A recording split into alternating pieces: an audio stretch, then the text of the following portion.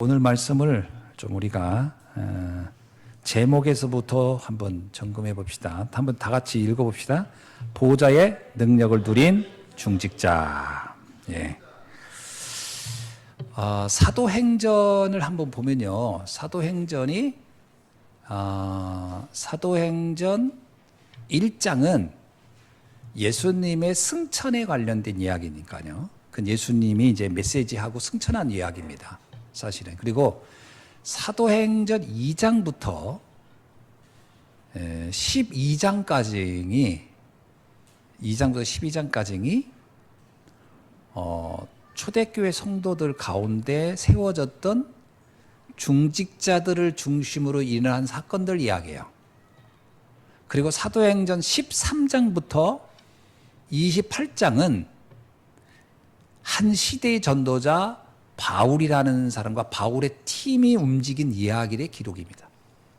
그러니까 사도행전을 크게 세 단위로 난다면 1장, 2장부터 12장, 13장부터 28장 이렇게 구분되어 있다고 봐야 돼요. 그러니까 이게 2장부터 12장까지는 초대교회 성도들 가운데 중직자를 중심으로 일어난 전도운동 그 얘기입니다. 이제 13장부터는 이제 바울 이야기니까 이제 그 바울의 이야기는 나중에 또 설명할 수가 있겠죠.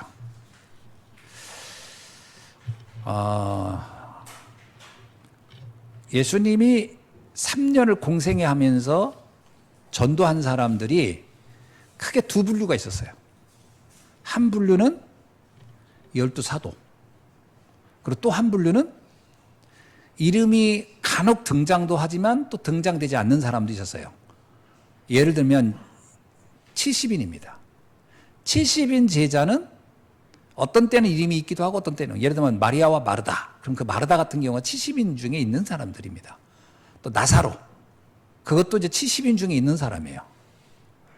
그러니까 예수님의 사역 중에는 두 분류로 제자를 만들었다고 보면 돼요. 하나는 본격적으로 예수님과 생을 같이 하면서 순회 사역하는, 순회, 돌아다니면서 복음 전하는 순회 사역자인 12사도가 있고 또 한 팀은 자신의 업을 가지고 생활하면서 그때그때 복음에 도움을 주는 사람들이죠. 예를 들면 예루살렘에 올라갈 때 제자들에게 가서 나귀 새끼 하나 갖고 와. 누구한테 얘기한 거냐면 전혀 모르는 사람한테 가서 나귀 새끼 달라고 한 게 아니고 이미 제자가 있었던 거예요. 70인 제자 중에 어떤 사람이 있었던 거죠. 그래서 예수님 얘기를 하면 금방 알아듣고 스승님이 달라고 했어요? 가지고 가세요. 이렇게 하는 거죠. 이 사람은 이름은 없어요. 왜냐하면 성경에는 그 사람 한 개개인이 어떤 활동을 했다라고 하는 건 크게 기록되어 있지 않기 때문에 그러나 그 사람들은 보이지 않게 예수님의 모든 사역의 협력자들이었다. 이렇게 보면 되겠죠. 자, 이 사람들이 예수님이 십자가에서 죽으시고 그리고 나왔을 때 그 충격 때문에 많은 사람들에게 변화가 왔어요. 이거 진짜 계속 예수님께 들은 말씀을 붙잡고 계속 신앙생활 할 건가 말 건가. 그러는 중에 부활의 주님을 체험한 사람들로 인해서 전달받고 소개를 받고서 시작해야 돼 다시. 우리가 이렇게 무너져 있을 수 없어. 그리고 다시 그들이 힘을 내서 신앙생활을 하기로 한 사람들이 모였는데 몇 명이 모였다? 마가다락방에 그 수가 120명이었어요. 이해되시죠? 120명이 모인 거예요. 자, 그 중에 그렇게 120명이 모여서 있었는데 초대교회에 역사가 일어나죠. 마가다락방에서 대역사가 일어나서 오늘 읽었던 15나라에 쉽게 말하면 문화권이 다른 데서도 사람들이 온 거죠. 와서 같이 복음운동을 하겠다 하는 사람들도 왔다. 자, 그러니까 이제 다양한 구성원들이 이루어진 겁니다. 초대교회가.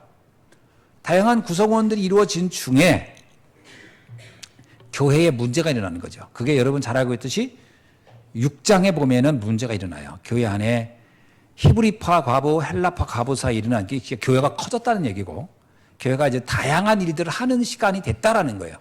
그때에 문제가 막 일어나니까 그전에는 그냥 사도 그리고 나머지 성도들 이런 개념이라면 이때는 중직자를 세워야 하는구나 라고 해서 거기서 중직자가 임직받는 시간이 오는 겁니다. 그러니까 교회가 커지면 이제 그런 임직자가 세워지는 거예요. 자연스럽게. 자, 이제 이게 됐죠. 초대교회 이해가 됐죠. 자, 그러는 중에 대부분의 성도들은 제가 보기엔 다 직업을 가지고 있었을 것이다라는 겁니다. 12사도들 외에는. 12사도는 직업을 포기한 거예요. 그죠? 어부 포기하고 세리 포기했잖아요. 그래서 이 12사도는 사실 직업을 갖고 있지 않았어요. 직업을 가질 수가 없죠. 왜?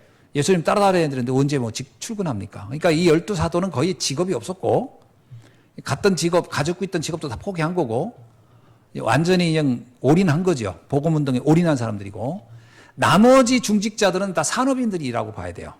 왜? 제가 생활하면서 복음운동 하는 거니까. 맞죠? 그러니까 백수는 없을 거라고 봐야 돼요.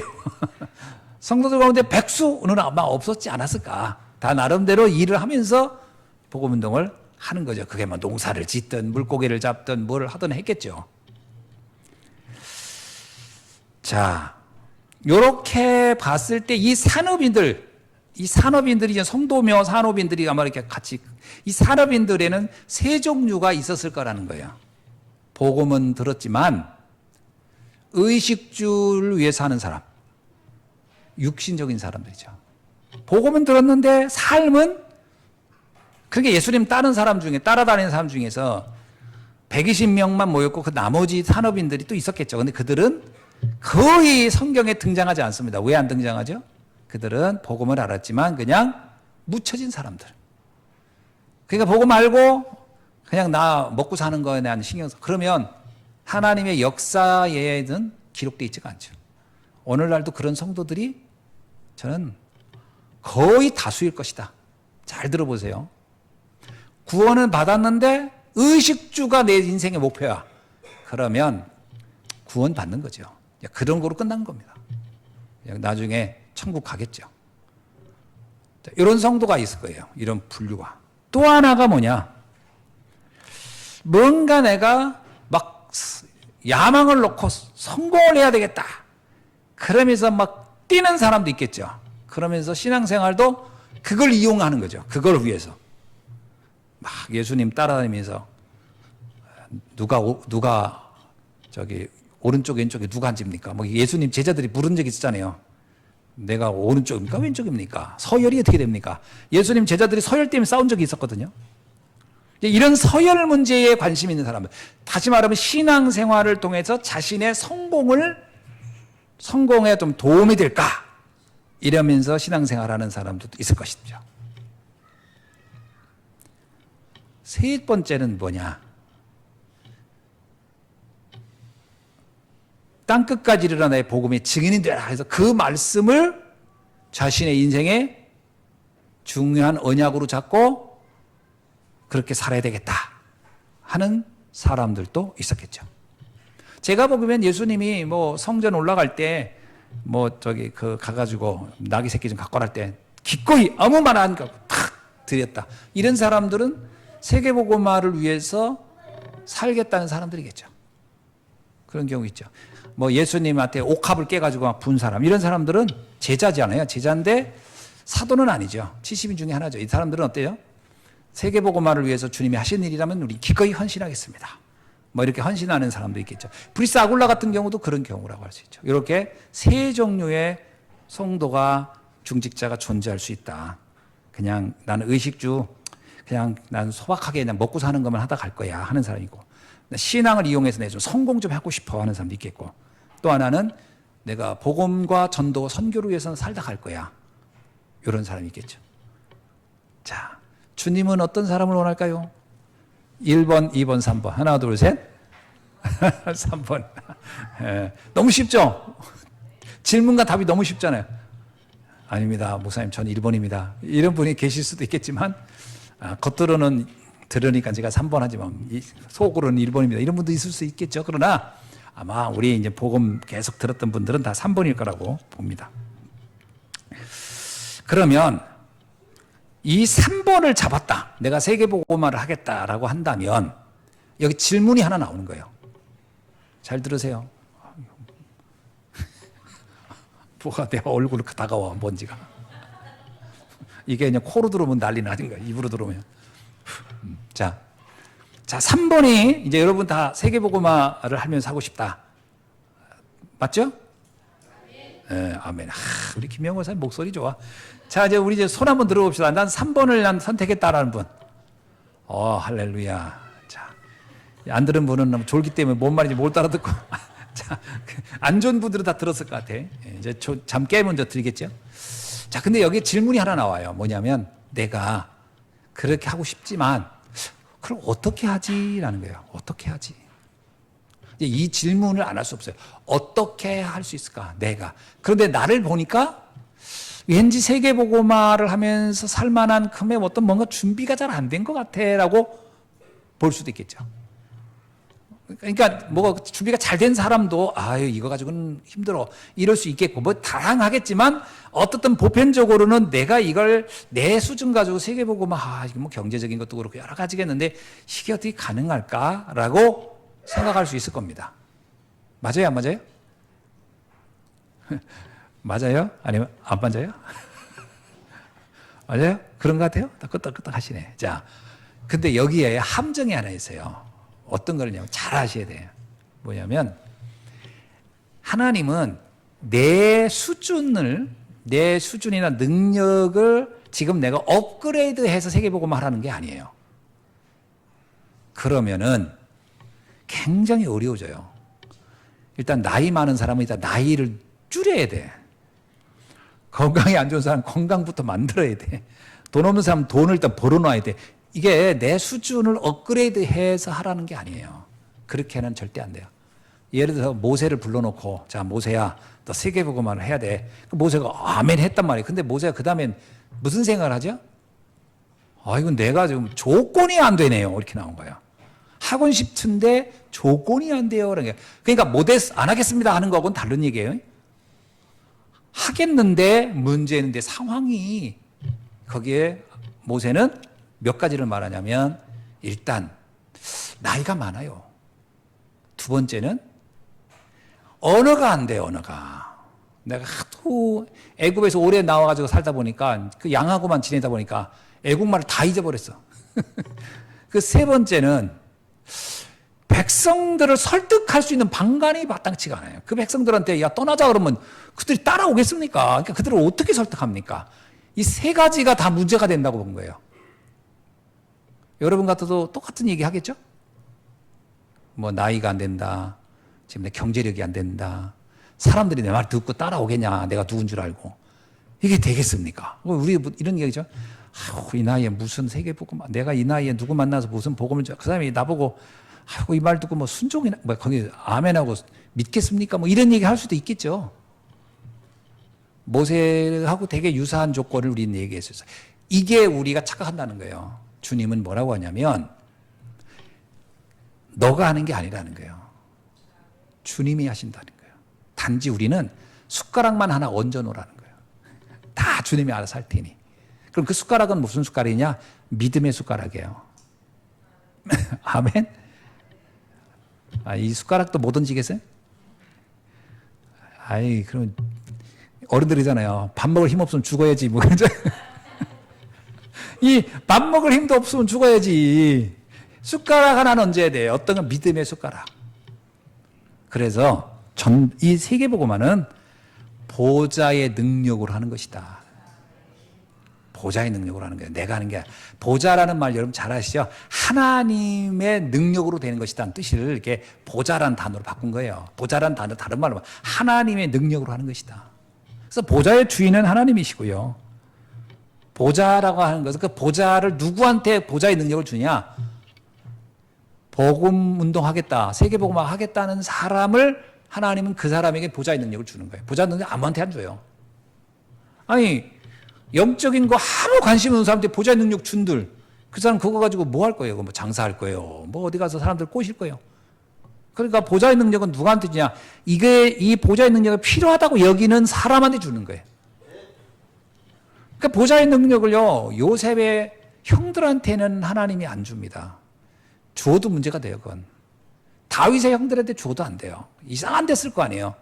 그러니까 영적인 부분이 준비 안 된 사람이 어떤 영적인 파워를 갖게 되면요, 문선명이처럼 돼버리는 거예요. 옛날에 박태선처럼 돼버리는 거예요. 세상을 더 어지럽게 만들어버리는 거예요. 그래서 안 준다는 거예요. 누구한테 주느냐? 복음 운동을 하겠다고 하는 사람, 세계복음화의 언약이 있는 사람한테 하나님은 주신다. 그때부터 우리가 믿어야 되는 거죠. 이 능력은 하늘로부터 오는 거니까 이거 믿는 겁니다. 믿음으로 갖는 거예요. 그때 하나님은 어떤 일을 보내냐? 시공간을 초월하는 역사를 이루시는 겁니다. 잘 생각해 보세요. 모세를 따라서 나온 사람 수가 얼마나 있어요? 예? 모세를 따라 나온 사람 수가 장정만 60만이에요. 어른들 다 쳐서 하면 한 200만 된다고 봅시다. 여러분, 지금도 200만한테 말 전달하기 얼마나 힘들어요, 지금도? 200만을 다 일사불란하게 움직인다는 게 쉬워요? 안 쉬워요? 쉽지 않아요. 근데 그때 당시에 문설주 피 빨리라 이 말을 했는데 이거 200만이 다 알아들었다. 그거 쉽지 않아요. 시공간 초월의 사람이 역사해야 가능한 거예요. 메시지가 이해되는 것도 시공간 초월이 돼야 돼요. 그게 그렇게 쉽게 되는 게 하나님의 은혜가 돼야 돼요. 사람들은 다 제각기 생각이 있습니다. 아, 그게 뭐 되겠어? 뭐 따질 수 있어요. 근데 그게 전부 다 일사불란해지려면 뭐예요? 하나님의 은혜가 이해돼요. 보호자의 능력이 임함. 여러분, 여리고성 돌 때 말하지 말고 7바퀴 돌자 할 때 그 200만을 돌자고 한 거거든요. 그게 어떻게 다니면서 설득해서 그게 되겠어요? 말하지 말라고. 여러분, 말하지 말라고 해서 200만이 가만히 있겠어요? 100명만 모여도 떠들기 시끄러운데? 시공간 초월의 역사가 임해야 가능한 거예요. 그러니까 세계복음화는 시공간 초월의 능력이 반드시 임해야 된다. 그렇지 않고는 안 되는 거예요. 전도운동이라는 것은요, 믿음으로 기도할 때 일어나는 응답으로 되는 겁니다. 그거 외에는 안 돼요. 그래서 전도는 우리의 지적인 힘을 가지고 되는 게 아니에요. 우리가 막 성실하게 뛰어서 되는 것도 아니에요. 주의 성령께서 역사해야 되는 거예요. 그래서 바울이 얘기하잖아요. 다른 박질 한다고 되는 것도 아니고 내가 힘쓴다고 되는 것도 아니라고요. 하나님의 은혜가 임해야 되는 거다. 그게 보좌의 능력이란 뜻이고 그게 시공간 초월의 역사라고 하는 겁니다. 그게 이해된 사람은 무슨 생각하죠? 아, 이래서 2, 3, 7, 5천 종족 복음화가 가능한 거구나. 이렇게 되는 거죠. 자, 그렇다면 우리가 다시 한번 사도행전 1장부터 12장까지 이러한 보좌의 능력이 뭔지를 이해한 그들 중직자들의 여정을 한번 보자는 거예요. 중직자, 그때 당시 중직자는 도대체 어떤 일들을 할 때 어떻게 이 보좌의 능력이라는 걸 그들이 이해하고 그거를 인도받았나 한번 보자는 거예요. 첫 번째가요, 사도행전 1장 1절로 8절입니다. 그건 뭐예요? 예수님이 직접 하신 말씀이잖아요. 그리스도 하나님 나라 성령의 역사. 이거는 사실 보이는 게 아니잖아요. 예수님은 이제 떠날 것이고 이게 중직자들의 가슴에 들어간 것 자체가 보좌의 능력으로 든 거예요. 성령이 아니고서 누구도 예수를 주라 신할 자가 없다. 이 말 자체가 성령의 역사, 보좌의 능력이 아니고서는 안 된다. 사람들이 뭘 믿어진다는 것도요, 성령의 은혜예요. 믿음은 은혜의 결과예요. 그래서 에베소서 2장 8절에도 그 은혜로 말미암아 믿음으로 구원을 얻었나니, 은혜로 되는 거예요. 은혜. 이 은혜로, 이 은혜를 입은 자들. 자, 그러면 여러분은 어떤 사람입니까? 여기에 계신 여러분은 예수가 그리스도라는 걸 많이 들어서 믿어졌던가요? 어떤 의미는 은혜입니다. 은혜로 믿어지는 거예요. 이게 막 수십 년을 듣는다고 되는 것도 아니에요. 어떤 면에서는요, 수십 년을 듣다가 된 사람이 있어요. 그 경우는 그 사람에게 수십 년이 들어야 할 이유가 있었기 때문에 듣게 한 거지, 수십 년을 들었기 때문에 된 건 아니에요. 그 시간표를 하나님이 그때 연 거지. 그래서 일찍 됐다고 해서 꼭 유익한 것만은 아니에요. 어떤 사람들은 나는 내가 말이야 좀 덜 젊었을 때 내가 20대 이 복음을 알았으면 얼마나 좋았겠냐고. 20대에 알았다고 꼭 좋은 건 아니에요. 지금이 제일 좋을 때예요. 예수님이 그러잖아요. 나중된 자가 먼저 된다고. 그러니까 아는 그 시간이 제일 빠른 거예요. 누구하고 비교하고, 복음을 비교하면 안 돼요. 누구는 몇 살에 알았고 누구는 나 억울해요. 그 자체가요. 하나님의 주권을 의심한다는 거예요. 하나님의 주권은 정확하게 나한테 필요한 때 알게 하는 거예요. 도대체 아멘을 딱 한 사람만 하네. 정확하게 필요할 때 알게 했다니까요. 네, 그겁니다. 자, 그래서 부활의 그리스도에 대해서 이들이 알아들었어요. 이게 중직자의 기본이에요, 기본. 기본은 복음이 이해된 사람이 중직자 돼야지. 옛날에는 복음이 이해도 안 된 사람한테 교회 헌금 많이 했다고 막 중직자 주고 막 그랬잖아요. 그러니까 이제 교회가 산으로 가는 거야. 왜 교회가 망하냐? 복음도 이해 안 된 사람한테 직분을 줘버리면 교회는 망합니다. 이게 문제지요. 왜냐? 복음적으로 결정을 안 할 때니까. 다 세상적인. 그래가지고 복음 없는 사람이 직분 가지면요, 완전 인본주의 있습니다. 그것도 인본주의도 그냥 수준 높은 인본주의도 아니고 아주 이거 세상 그 양아치들 쓰는 인본주의 쓰다가 망하는 거예요. 이런 경우 진짜 많거든요. 그러니까 완전 중직자의 출발은 뭐다? 복음 이해. 완벽한 복음 이해. 두 번째는 뭐냐? 기도입니다, 기도. 진짜 기도의 비밀을 아는 사람이 중직자 돼야 되는 거예요. 그 1장 14절이잖아요. 이들이 예수님이 말했습니다. 이제 너희들이 할 것은 기도밖에 없다라고 얘기한 거예요. 그래서 그들이 오로지 기도에 힘썼다. 이게 진짜 중요해요. 그래서 중직자는 기도의 사람이라고 하는 거예요. 아멘입니까? 내가 중직자가 됐는데 기도가 안 된다 그러면 빨리 갱신해야 돼요. 내가 기도의 사람이 돼야 된다. 중직자는 기도의 사람이에요. 한국교회가요, 중직자를 재능과 돈의 사람으로 오해시켜놨어요. 막 똑똑하거나 돈 좀 있거나 이런 사람을 중직자 세워가지고 교회가 시험당했단 말이에요. 그게 아니고 중직자는 기도의 사람이다. 아멘? 그게 기본이에요, 기본. 그러니까 초대교회는요, 오로지 기도에 힘썼어요. 그리고 나서 그들에게 사도행전 2장의 역사가 일어난 거예요. 뭐가 일어나느냐? 하나님이 이렇게 기도 한 중에 이렇게 정확하게 15나라 선교의 문을 여시는구나. 문을 본 거예요. 시간표와 문을 본 거예요. 그걸 봐야 돼요, 우리가. 하나님이 때를 따라 이렇게 문을 여시고 이렇게 역사하시는구나. 그게 우리 시간표가 아닙니다. 오순절날이 이미 이름해라는 것은 그 성도들의 어떤 수준을 본 게 아니에요. 하나님이 역사할 시간표를 하나님이 가지고 있는 거예요. 우리는 시계를 가지고 있는 거지 시간표는 하나님이 움직이는 거란 말이에요. 그날이 온 거예요. 딱 그날이. 그날이 언제인지는 모르지만 기다리는 거죠. 그날을 위하여 기다리는 겁니다. 아멘? 출애굽이 450년 만에 일어났죠. 430년? 400년을 기다리는 거예요. 사실 어떤 면에서는. 기다리는 겁니다. 기다림은 괴로운 게 아니고 하나님이 그날이 있기 때문에 기다리는 거예요. 그 체험을 해야 되는 거예요. 그리고 났더니 이때 이들에게 직분이 주어지는 겁니다. 그러니까 직분을 받으려면 세 가지가 전제되는 거예요. 복음, 기도, 하나님의 역사에 대한 체험. 그게 있어야 중직자 직분을 주는 거지요. 그래서 직분을 주는 겁니다. 6장에 가면은 7 집사 다 기름을 부어서 주잖아요.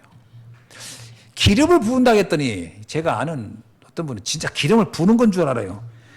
이게 그리스도라는 말 자체가 기름 부음을 받은 자라는 거예요. 예수님이 누가 막 가서 계속 기름을 부었냐? 그게 아니에요. 하나님이 위임하여 세웠다라고 할 때 그걸 기름 부었다라고 하는 게, 기름을 부었다는 얘기는 하나님에 의해서 세움 받았다라는 뜻의 그 은유적 표현입니다. 그럼 내가 기름을 부음 받았다는 거야. 하나님이 나를 세웠다. 제가 옛날에 제가 목사 될 때 이런 생각했어요. 이거 하나님이 세웠다는 생각이 절대 안 드는 거예요. 왜 그랬는지 모르지만. 그래가지고 내가 왜 목사가 됐지? 죄송합니다. 그때 당시 쓰던 표현이에요. 더럽고 치사해서 내가 이 짓 못하겠다. 이리 되니까 내가. 아니 이상하게 목회를 하는데 계속 컴플레인이 들어와 성도한테. 이게 불만 저게 불만 막. 나는 뭐 내가 수준이 뭐 뻔하니까 그 정도 수준에서밖에 못 해주잖아요. 근데도 맨날 뭐 이게 불만 저게 불만 이게 뭔지 저게 나는 더럽고 치사해 내가 이진 못하겠다 내가 택시 운전을 해도 내가 이렇게까지 대우는 안 받고 살겠다 막 이런 생각이 들 정도로 그런 착각을 했다니까요. 그래가지고 무슨 저기 엿장수 마음대로 생각한 거예요. 이런 직분을 그래가지고 에이 기분 나쁘면 안 해. 뭐 기분 좋으면 하고 뭐 이런 게 그러다가요. 내가 은혜를 딱 받았잖아요. 복음을 알고니까 이게 정말 망할 생각이었구나. 큰일 날 뻔했구나. 하나님이 세우신 거예요. 하나님이 이 시대의 복음 운동을 위해서 세운 것이지 내가 하고 싶다고 된 게 아니구나를 알았어요. 그러니까 여러분이 직분 받은 거를 그때 내가 왜 받았지? 이러고 있으면 큰일 납니다. 하나님이 나를 세우신 거예요. 그게 기름 부음을 받았다는 거예요. 그걸 부정하면 절대 안 돼요. 그걸 부정하면 가장 미련하고 어리석고 바보 같은 사람이에요. 인정하는 거예요. 하나님이 나를 세우셨다라는 거예요. 그러면 세우셨다는 게 맞다고 한다면 하나님이 나에게 원하는 게 있지 않겠냐라는 거예요. 그게 뭐예요? 6명을 왜 세웠죠? 교회 살리라고. 직분 6명 세운 게요. 가장 첫 번째 세운 이유가 교회 세우라고 세운 거예요. 교회 세우라고. 교회가 위기 속에 있었잖아요. 그럼 직분 가진 성도들은 중직자는 무슨 생각을 해야 되죠? 무슨 생각을 해야 될까요? 할렐루야. 무슨 생각을 해야 되냐면 내가 교회를 위하여 무엇을 할까? 교회를 살리는 데 집중해야 됩니다. 이게 중직자의 역할이에요. 중직자라는 것은 교회의 직분자예요. 그러니까 교회를 떠나가지고는 직분이 아무 의미가 없어요. 사실 여러분 그러니까 어떤 사람이 그러더라고요. 뭐 직장 다니면서 나 장로인데 그 직장에서 장로라는 건 사실 별로 의미가 없는 겁니다. 뭘 그 장로라고 얘기합니까? 직장에서 장로가 뭔 상관이죠? 그 회사에서 내가 장로, 회사에서는 과장, 부장 이게 중요한 거고 장로라는 것은 교회 속에서 나예요. 이해됩니까? 교회 속에서 나예요. 아니 무슨 보험회사 다니는데 난 권사야. 아니 보험회사 누가 알아줘? 아무 상관없네. 교회 속에 나예요. 교회 속에. 교회를 지키고 교회를 위해서 하나님은 나에게 이 직분을 준 것이다. 그거 생각하고 크게 응답받는 거죠. 그리고 또 하나가 뭐예요? 이거는 알려준 건 아닌데 깨달았어요. 뭐냐면 나에게 맡겨진 지역이 있다라는 거예요. 그래서 빌립은 사마리아로 내려간 거예요. 내게 맡겨진 지역. 그 지역을 나는 살려야 되겠다. 하나님은 여러분이 사는 그 지역이 어쩌면 하나님이 맡긴 지역이다. 그 지역에서 제자 찾아내셔야 돼요. 아멘? 그 지역에 제자 찾으라니까요. 그러면 어떻게 찾냐? 아까 얘기했죠. 믿음으로 기도하는 거예요. 보좌의 능력으로 역사하겠고. 기도가 답니다. 사실 어떤 면에서.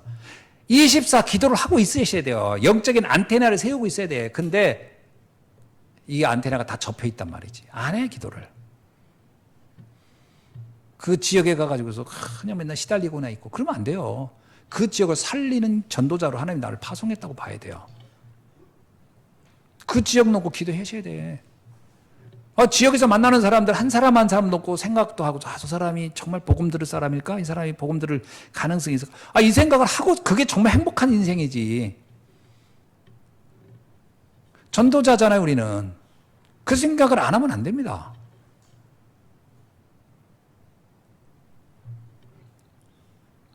다섯 번째입니다. 사도행전 8장 4절로 8절에 보니까 드디어 하나님은 우리에게 한 지역뿐만 아니라 한 나라를 살리는 언약도 주셨다라는 거예요. 이게 정말 중요해요. 여러분, 중직자는 보통이 아닙니다.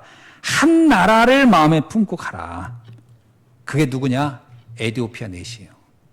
빌립이 에디오피아 내시에게 무슨 메시지를 줬을까요? 복음 말해줬겠죠. 그리고 또 하나 얘기했을 거예요. 에디오피아를 당신이 살려라. 그 미션 줬을 겁니다. 중직자는 한 나라를 마음에 담으셔야 됩니다. 아멘? 근데 여러분이 이제 나라마다 다 하나씩 담으면 좋은데 잘 안 담겨지잖아요. 잘 모르니까. 그래가지고 우리도 제비뽑기 한번 할까? 그래서 나라 짠 우간다 바누아투 뭐 이렇게 뽑을까요? 그거보다도 뭐 그렇게 할 수도 있지만 중요한 건 우리 교회가 하고 있는 선교하는 대상의 나라를 마음에 담고 기도해야 되는 겁니다. 가장 좋아요 이게. 굳이 뭐 한 번도 안 가봤고 잘 모르는 나라를 놓고 기도한다 쉽지 않으니까 그러면 그거 놓고 기도하면서 언약을 잡으셔야 돼요. 여러분 저는 필리핀 복음화에 대해서 이제 사실은 뭐 마음이 없다 이건 아닙니다. 거기 있는 우리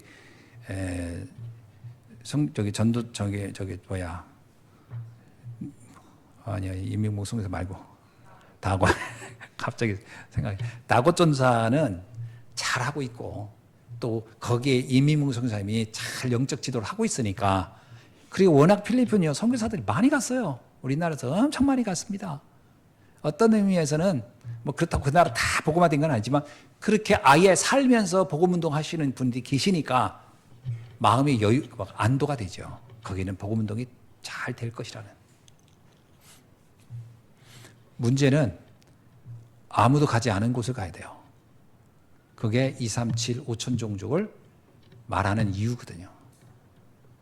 그 중에 하나님은 우리에게 아무도 관심 갖지 않았던 나라를 마음에 주신 거예요. 전 그게 바로 아르메니아라는 나라를 주신 겁니다. 그건 아르메니아 하나만 보는 건 아니죠. 그 나라를 거점으로 해서 세계복음화 하는 겁니다.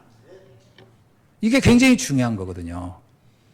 제가 목사님들한테도 만나서 아르메니아 선교에 대한 얘기를 이렇게 간간히 얘기를 합니다. 그럼 두 가지 반응이 나와요. 하나는 뭐냐면 나도 선교가 되지 않았던 나라를 찾고 있다. 나도 가고 싶다. 이런 목사님이 있고 또 하나는 뭐냐면 너무 멀어. 일단 마음에서부터 너무 멀다고 여기는 분들이 있더라고. 이해는 돼요. 나보고 칠레 복음화 하자 그러면 내가 좀 멀을 것 같아요. 그럴 것 같아 나도. 나보고 칠레 가자 그러면 좀 멀을 것 같아. 나보고 포르투갈 가가지고 하자 그러면 왠지 멀을 것 같다는 느낌은 있겠죠. 그런데 그것도 우리 생각이에요. 사실은. 언약 잡고 기도하면 시공간을 초월해서 하나님이 역사하신다. 저는 하나님이 계획이 있다고 보거든요. 빌립이 에티오피아를 가본 적이 있었을까요? 내가 볼 때 그때 가본 적 없어요. 근데 에티오피아 사람 네시를 만나는 순간 알았어요. 그 나라를 놓고 기도하라는 거구나. 저는 빌립이 에티오피아를 영원히 잊지 못했을 겁니다. 왜 못 잊었을까요? 내가 복음 전했던 그 사람이 그 나라에 살고 그때 복음 듣고 영접한 사람이 갔으니 빌립은 그 나라를 놓고 늘 기도했겠죠. 그래서 에티오피아가 기가 막히게 아프리카 전 그 엄청난 나라가 많은데 에티오피아는 지금도 전 국민의 90% 이상이 기독교예요. 그리고 그 에티오피아 사람들은 자기가 스스로 뭐라고 하는지 아세요? 자기는 아프리카의 유대인이라고 한다는 거예요. 지금도. 에티오피아 사람들이 생각하기 자기는 아프리카 유대인이라고 그런 거예요. 왜 그럴까요? 언제부터일까요, 그게? 이때부터 빌립으로 복음 들어가지고 간 날로부터 그들은 복음이 그 나라에 확산된 거예요. 그럼 빌립이 그 나라로 기도했겠어요, 안 했겠어요? 했지. 빌립이 그 나라를 그 다음에 들어갔을까, 안 들어갔을까요?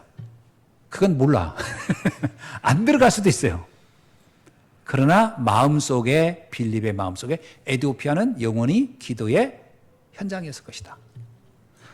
그렇다면 나 이 연사 여러분 잘 들어보세요. 그럼 여러분이 생각할 때 에티오피아의 내시를 놓고 빌립이 마음을 담고 기도한 것처럼 여러분들에게 아르메니아도 여러분의 기도 속에 있어야 되는 거예요. 그런데 옆에서 한번 물어보세요.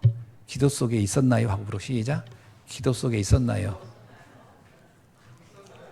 있었나요? 자, 그러면 대답이요. 네 아니면 아니오거든요. 여러분은 뭐라고 할 겁니까? 아니, 하나님 앞에 솔직히 네요, 아니에요? 네, 아니에요.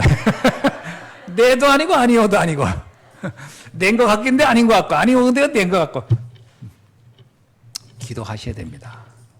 제가 그래서 OMC를 처음에 시작할 때 생각한 게 뭐냐면 기도를 모으는 시스템을 가져야 되겠다. 그죠? 기도를 모을 수 있는 어떤 하나의 플랫폼이 필요하고 또 기도를 모으려면 그 나름대로 매개체가 있어야 되는데 어떻게 할까? 그러다가 제가 OMC라는 것을 생각한 거죠. 아마 OMC 헌금하시는 분들은 그래도 헌금하는 날이라도 생각하지 않을까 아르메니아를 놓고 그런 생각을 하죠. 근데 제일 좋은 건요, 가보는 게 좋아요. 가보시는 게 좋아. 갔다 오면 달라져요. 이경호 목사님 요즘 아르메니아 얘기해요, 안 해요? 사람들 만나면? 요즘 들은 안 해. 강권사는 해요, 안 해요? 해요. 최근에 누구한테 했어?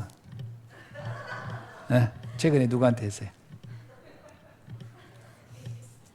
그게 아르메니아에 마음이 있는 사람은요, 아르메니아에 관련된 무슨 영상이나 뭐 나와도요 봅니다. 근데 이번에 어떤 유튜브가 아르메니아에서 협박당해가지고 뭐 거기 한국인 가이드가 막 죽이겠다고 막 그랬다 해서 고소하고 그랬던 영상이 뜨더라고요. 나는 그것도 자세히 봐요. 왜? 아르메니아 사람이야? 아르메니아에서 일어난 일이야? 물론 한국 사람끼리 일어난 일이에요. 한국인 가이드가 한국인 그 유튜브를 협박한 거예요. 그래도 난 봅니다. 왜? 그 땅이 아르메니아에서 일어난 일이니까. 거기서 어떤 일들이 일어났을까? 놀라운 것은요, 시골인데 이 가이드 옆에 있던 아르만이라는, 우리는 그 아르메니아 사람들 이름이 유다는, 거기에 현재인이 하나 나와요, 아저씨가. 놀라운 거는요, 한국말 너무 잘해. 그 사람이 한국에 언제 왔을까? 한국말 잘하더라고. 그래서 내가 생각에 기회 되면 거기를 한번 찾아가서 그 사람을 한번 만나볼까? 한국말 저렇게 잘하는 아르메니아 사람을? 저는 이런 생각이 드는 거예요. 그래서 그 얼굴을 유심히 봤어요. 저 사람. 내가 한번 아르메니아 땅이 되게 좁거든요. 강원도 많고 이렇게 하니까. 한번 연락해서 한번 기회 되면 한번. 뭐 그 사람 보고 에레반으로 오라. 그러면 내가 에레반에서 만나겠다. 그래도 오지 않겠어요? 그럼 뭐 만날 수도 있죠. 그 내가 지금 생각하는 겁니다. 그 유튜브 그 채널에 들어가서 거기다가 그 아르메니아 분한테 내가 아르메니아 자주 가는데 좀 한번 에레반에서 한번 만나봅시다. 그럼 그 사람이 잡장이 와가지고 그 사람이 한국말 하니까 그 유튜브 보지 않겠어요? 내가 나름대로 늘 그 생각하다 보니까 그렇게 이렇게. 그래서 아까 또 우리 뭐 누가 그러던데 저기 온양에 그 저기 좀 우리 가고 있는 그 집 마을에 아르메니아 사람들이 와 있대요. 그래서 이렇게 수염 들고 이렇게 배 나온 사람이 다 아르메니아 사람이라고 하는데 그 얘기 딱 듣고 한번 가봐야 되겠다. 그 사람들하고 만나봐야 되겠다. 늘 내 마음속에는 있어요. 아르메니아를 어떻게 그럼 내가 아르메니아 개인이 이뻐서 그러냐? 그렇지 않습니다. 그 사람들 뭐 개인 내가 어떻게 알아요? 문제는 뭐냐? 하나님이 그 나라를 거점으로 세계복음화를 어떻게 하실까? 이거에 대한 기대가 있는 거죠. 한 나라. 그러니까 중직자는 한 나라가 있어야 돼요. 여러분 마음속에. 우리 예수한교회 성도님들은요, 최소한 누가 뭐라고 해도요, 중직자인 여러분은 누가 말해도 아르메니아라는 나라에 대해서 어느 정도 인포메이션을 가지고는 있어야 돼요, 여러분이. 그래야, 예수한교회 성도구나. 예를 들어 누가, 예수한교회는 선교하십니까? 합니다, 우리 교회. 어디 하냐고. 우리는 아르메니아 합니다. 그러면서 아르메니아를 설명할 정도는 돼야 돼요, 여러분이. 그게 우리 교회의 정체성 아니에요? 그냥 우리 목사님 어디 가는 것 같은데, 뭔 나라더라. 아프리카인가, 뭐 그런 데 있어요. 그냥 가나 봐요. 그럼 우리 교회 성도의 정체성 없는 거예요. 어떻게 우리 교회 성도라고 얘기하겠어요? 그런 거에 관심도 없고, 아무런 감각도 없는데. 그래서 내가 시험 보려고 그래. 중직자들 한번. 내가 중직자 수련회를 한번 하려 했는데 그때 아르메니아에 대해서 쓰시오. 그래가지고 그냥 못 쓰면 그냥 마구 그냥 밥도 안 먹이고 그냥 막 철야시키고 막 그리고 아르메니아로 또 놀며 울부짖게 하고 막 그래가지고 그 다음날 되면 입에서 막 아가 나오게 막 소리가 나게 해야 되지 않겠나? 여러분의 한 나라를 마음에 품어야 됩니다. 그게 중직자 아이덴티티 아니에요. 우리 교회가 선교를 안 한다. 그러면 내가 전혀 선교 관심의 목사도 그런데 우리 한 나라 놓고 기도합시다. 그게 되겠어요, 그게? 서로 안 되지. 12절. 12장은 뭐예요? 자, 11장에서는 그렇게 한 나라를 놓고 할 뿐만 아니라, 8장 얘기였구나. 8장까지. 그 다음에 뭐냐면, 11장에 가면요. 이때 이들에게 뭐가 오냐? 환란이 와요. 여러분, 자, 환란도 다 감당할 때 오는 거고, 감당할 수 있는 준비가 돼 있어요. 이들이 이렇게 영적으로는 준비가 되고 있으니까, 그때 환란이 오니까 이 환란이 뭐가 되냐? 폭발적으로요. 전환점이 되고 응답으로 바뀌는 거지. 이런 영적 준비가 하나 안 됐는데 환란을 받아버리면요. 그냥 망해요. 때로는 그냥 무너져 버리고. 그냥 영적 준비가 안 돼 있는데 환란이 오면 진짜 곤란해요. 준비돼 있어야 돼요. 이렇게 준비가 돼 있을 때 스데반의 일로 핍박이 오기 시작합니다. 저는 그게 굉장히 절묘한 게 뭐냐면 스데반이라는 사람이 그때 당시 중직자잖아요. 그러면 스데반이 중직자로서 순교할 만큼의 상태가 된 거예요. 그러면 그거는 스데반의 상태만 그렇게 된 게 아니라 그 시대 중직자들이 다 스데반 같은 정도의 영적인 레벨이 거의 비슷했을 때는 거예요. 그러니까 환란이 와도 문제가 안 되는 거예요. 우리 교회가 복음운동 하다 보면 어려움이 올 수 있습니다. 그러나 그게 우리에게는 도리어 전환점이 될 수 있다. 아멘이죠? 그러면 복음 때문에 어려움을 온다? 전환점이 되는 거예요. 그래서 환란으로 인하여 안디옥 교회라는 완전히 정말 세계복음화에 딱 가장 그 알맞는 교회가 딱 탄생합니다. 그리고 그때 누가 세워지냐? 이렇게 교회가 세워지고요. 중직자들의 영적 상태가 딱 된 상태에서 교회가 세워지니까 여기에 하나님 이 그릇이 딱 돼 있잖아요. 이 그릇에 누구를 담냐? 시대적인 전도자입니다. 말 그대로 시대예요. 한 세기를 바꿀 바 아니라 천년의 역사를 바꿀 만한 전도자 바울을 그 그릇에다가 담는 거죠. 이때 사도 바울이 찾아지는 겁니다.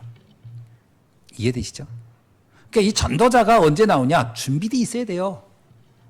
그때 나오는 겁니다. 바울이 나오고 그 다음부터 어떻게 돼요? 이 바울이 나오니까 신기한 일이 일어납니다. 사도들이 싹 잡혀 들어가고 순교가 일어나기 시작해요. 전도의 전환점이 일어나기 시작하는 겁니다. 왠지 아세요? 사도들을 가지고 할 수 있는 건 여기까지예요. 사도들이 율법주의, 유대교주의 이런 사상들이 사도들 가운데는 사실 완전히 이게 세팅이 바뀌질 않았어요. 망대가 안 바뀌었어요. 그래가지고 사도들이 굉장히 주님을 사랑하지만 또 한편으로는 굉장히 세속적인 것들이 이들에게 있어요. 그 뭐냐? 유대교 사상이 가득했어요. 그래서 막 할례 문제, 정결 문제 이게 해결이 안 돼가지고 굉장히 어려웠거든요. 그때 하나님은 이제 세계복음화의 전도 이 바톤을 누구에게 옮기느냐? 바울에게로 옮기는 겁니다. 바울에 옮기는 그 전환점이 뭐냐? 사도들에게 큰 환란이 한번 와요. 그때 감옥에 갇히죠. 그때 여러분 성경 보세요. 12장 1절에 보면 뭐라고 나오죠? 12장 1절. 그때 헤롯 왕이 손을 들어 교회 중에서 몇 사람을 헤아려 하여 요한의 형제 야고보를 어떻게 했다? 칼로 죽이니. 본격적 사도들의 순교의 시간표가 옵니다. 이 사도들의 그 순교의 피를 뿌림으로 인해서 사실은 세계복음화의 어마어마한 여정으로 문이 확 열리는. 아니 예를 들어보세요. 사도들이 저렇게 순교했어. 그럼 그 나머지 세워진 제자들이 신앙생활 대충 하겠어요? 우리 교회 한번 누가 복음 때문에 순교 한번 해보세요. 우리 교회 분위기 어떨까? 한 사람 순교 한번 당해서 피 한번 흘리고 죽어봐요. 교회 성도들이 정신이 바짝 들겠지. 그렇죠? 안 그러려나? 좀 바뀔 것 같아. 막 새벽 기도도 막 안 하던 사람도 나오고 막 누가 그럴까 한 사람이 야고보가 순교하면서 교회 분위기는 확 전환점이 바뀝니다. 그러면서 그들이 모여 기도합니다. 여기 나오죠? 6절에 한번 보세요. 시작. 이에 베드로는 옥에 갇혔고요. 그렇습니다. 야고보는 순교하고 베드로는 감옥에 갇히고 교회는 그를 위하여 간절히 하나님께 기도하더라. 여기서 한 가지 굉장히 독특한 게 있죠. 뭐죠? 전에는 사도들이 성도들을 위해 기도했어요. 이때는 역전된 겁니다. 성도들이 사도들을 위해 기도해 주는 시간표가 와요. 이렇게 되는 겁니다. 이제 그만큼 어떻게 돼요? 성도들의 수준이 어떻게 되다? 사도들을 영적으로 지키고 보호할 만큼의 레벨로 올라간 거예요. 그렇게 보면 됩니다. 어린아이 같아가지고 무슨 사도들을 기도해 주겠어요. 이미 이 중직자들의 수준이 교회를 사도들이 다 떠나도 지킬 만큼의 영적인 수준이 된 거예요. 교회 주인으로서 주인의 그 하나님의 사명을 감당할 중직자로 자리를 잡은 것이다. 이렇게 보시면 되겠습니다. 그리고 그날 밤 기도했더니 어떻게 돼요? 23절 보세요. 시작. 헤롯이 영광을 하나님께 돌리지 아니하므로 주의 사자가 곧 친히 벌레에게 먹혀 죽으니라. 이 사건을 중직자들이 어떻게 이해했을까요? 다른 날도 아니고 그날 막 간절히 기도했는데 헤롯이 죽어버렸어. 그 다음날 아침에 눈 떴더니 왕이 죽었대. 그렇게 나왔어요. 어떤 생각이 있을까요? 야, 기도의 능력이 어마어마하구나. 하나님이 주의 천사의 역사가 이렇게 강력하게 역사할 수 있구나. 그렇다면 이제 교회를 지키는 것은 문제가 되지 않겠구나. 이렇게 중직자들의 영적 상태가 확 바뀌어버립니다. 그렇게 되니까 이제 누가 하나님 앞에, 하나님이 전면에 내세우느냐? 바울을 전면에 내세우기 시작하는. 그래서 바울이라는 사람이 마음껏 세계복음을 향해서 이제 달려가게. 그래서 사실 이 13장부터는 이제 바울의 사건이 열려지는 거죠. 바울이 팀이 처음으로 선교사로 파송되어 가는 이야기가 쫙 나오는 거죠. 자, 이제 이해되셨죠? 그러면 지금 제가 설명드린 이야기들이 전부 다 하나님이 주시는 보좌의 능력을 체험한 중직자들의 여정이었던 거예요. 자, 우리 예수한교회도 이 여정대로 가고 있는 것입니다. 아멘. 예, 그렇다면 앞으로 기대가 됩니다. 이제 우리 교회를 통해서 237 5천 종족 살리는 어마어마한 일들이 일어날 것을 확신합니다. 기도하겠습니다. 하나님 감사합니다. 오늘 주신 말씀 붙잡고 우리가 다시 한번 보좌의 능력을 누리는 중직자의 응답 날마다 누리는 시간 되게 하여 주옵소서. 예수 그리스도의 이름으로 기도하옵나이다. 아멘.